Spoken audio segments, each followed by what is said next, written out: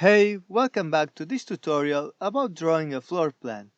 This is the part 3. Here, I'm going to insert the doors in the drawing and teach you some tricks to do this process faster. Let's see. As we have created doors in the part 2 of this tutorial, we can easily insert a door by going to the block panel, click in this icon and select the door.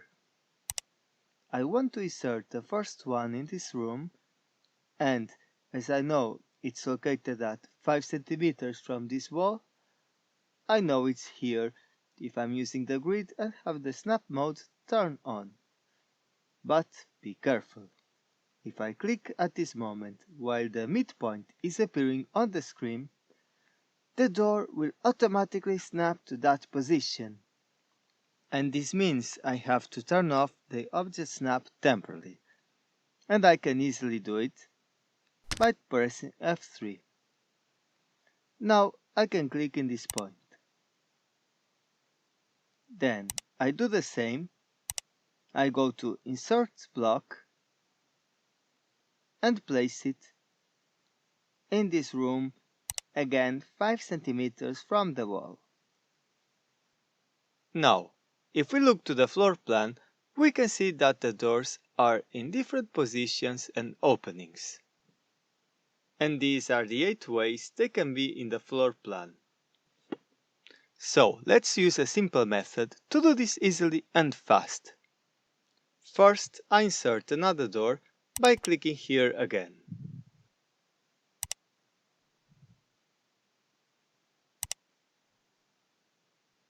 Then I want to add another door that opens in a clockwise way. And for that, I can use the command mirror. I select the objects, press Enter, and draw now a vertical mirror line, for example from this. Then I choose No to not erase the original objects and press Enter. After, I can do Mirror again by pressing Enter to activate the previous command. Select both doors. Draw this time a horizontal mirror line and then press Enter. After, I just need now the 4 remaining ways, and if you pay attention, you realize I have to rotate them 90 degrees. For this process, I can use the command Rotate, which is this icon located there. I click on it. I select all the objects. I press Enter. Then I can click here, for example.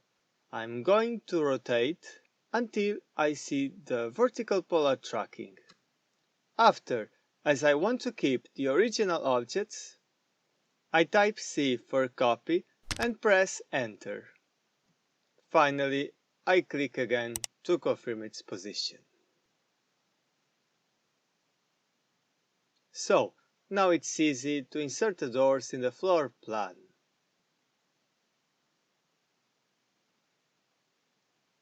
I'm going to type copy. As I want to keep these ones here, I select this door. And as the object snap is off, I have to zoom in to click exactly in this corner.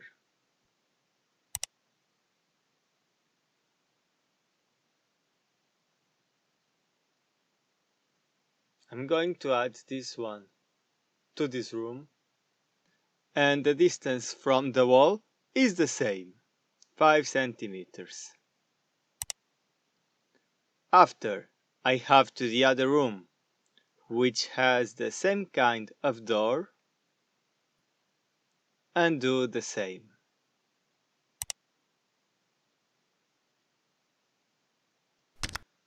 For the doors placed right below, they are just symmetric of the ones I just inserted. This means I can use the command mirror again, select the 4 doors, press Enter. Then I need to draw a horizontal mirror line in the middle of this corridor. So, as I have a separate line here, I press now F3 to turn on the object snap. I drag the pointer over the line and I can see the midpoint appearing. I click there, and while I draw the mirror line, you see the objects below appearing in the right place. Now I want to show you a different type of block references. It's the dynamic block.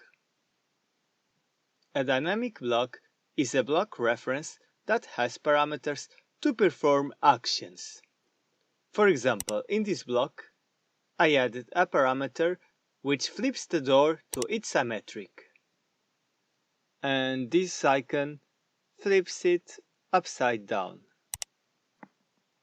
So, before starting, I want to say that dynamic blocks are a bit hard to learn, and it's not really a tip for beginners. But as I find it quite useful, I want to make a small introduction to this tool. If I go to the block panel and click in this icon that says Block Editor, this window appears, and here I can choose a block to edit. I click in Door Standard, then OK. Now we are in a specific workspace for editing blocks, and a new tab appeared in the ribbon, and here most of these icons are used for dynamic blocks. On the left, we have the block authority palette, and here we can add parameters to the block. So for our case is simple. I want to add a flip parameter in the middle between these two frames. For that, I have to draw first a horizontal line. So, using the command line, I go to this endpoint and draw a line until this other side. Then I press Escape, I click in the flip parameter, find this midpoint and draw a vertical line. Then I click again to place the flip state 1. But as you see, it's not finished. Even I add a flip state, I need to add objects to it. But it's easy. I'm going to click in this yellow mark, double click. I select the parameter which is flip state 1. Press Enter. Finally, I have to select the objects which compound the door. But the horizontal line below I don't select, obviously. I press Enter and I can delete this line.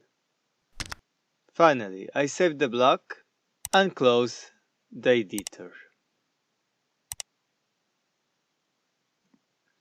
Okay, if I return to the floor plan and click in one of the doors, I can see the flip action and change easily the direction. Now I'm able to insert all the doors. However, there is a door in this diagonal wall which I want to show you a simple tip. It's about the UCS coordinates. Returning to the floor plan, we have to get rid first of this section of wall. As you may remember, it's easy to do. You can select this line and extend it until it reaches the line above.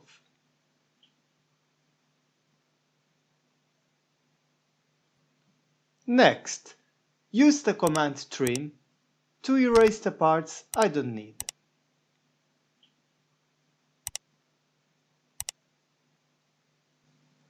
There is more than one way to rotate objects to fit in this wall.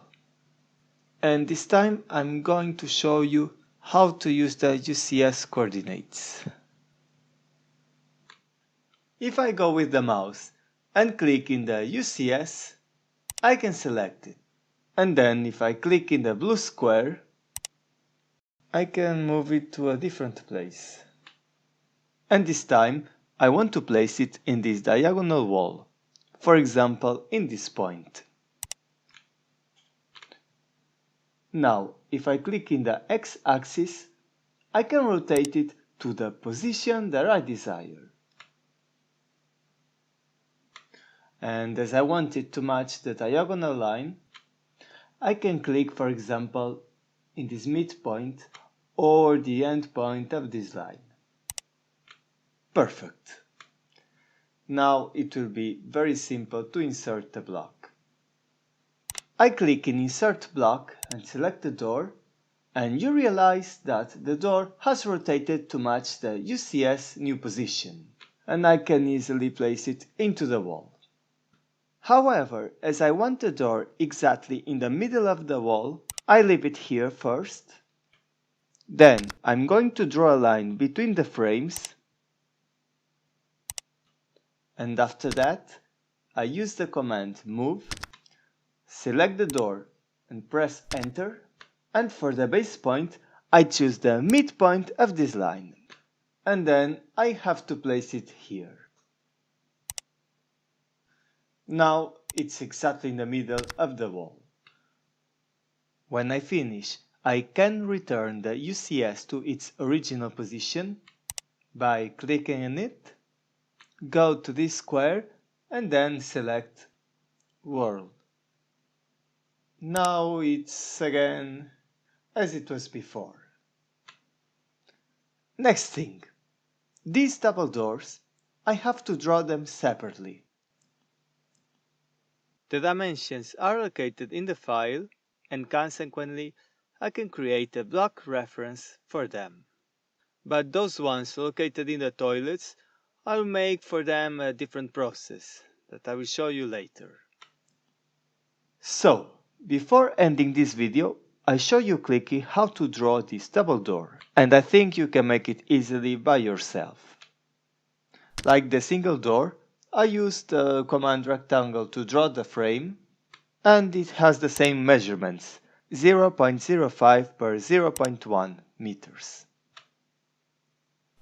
Then I draw a line here with 0.7 meters of length. And for the arc, this time I used a different option, Center, Start, End. This means that the first point will be the center.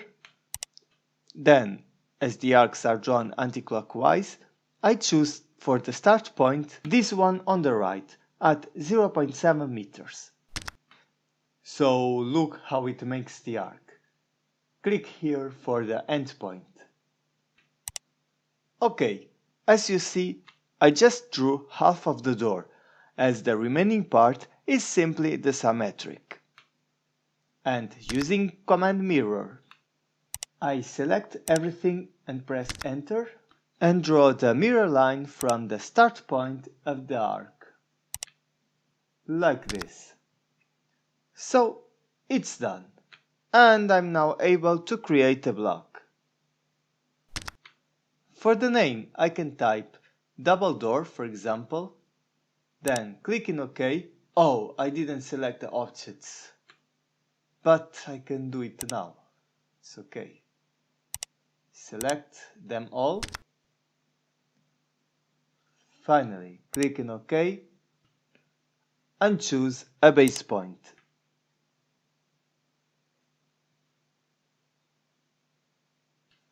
Finally, just need to insert the doors to its place.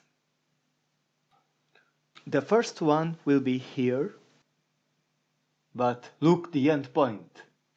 As I don't want it there, I have to switch off the OSnap, and the location will be 5 centimeters from that point. The door below, I place it in this grid line. Okay, so it was everything in this video. Thank you very much for watching, and don't forget to subscribe to Cut in Black if you haven't done it yet. And if you want to keep watching this tutorial, click to go to part 4. Thank you very much and see you next time.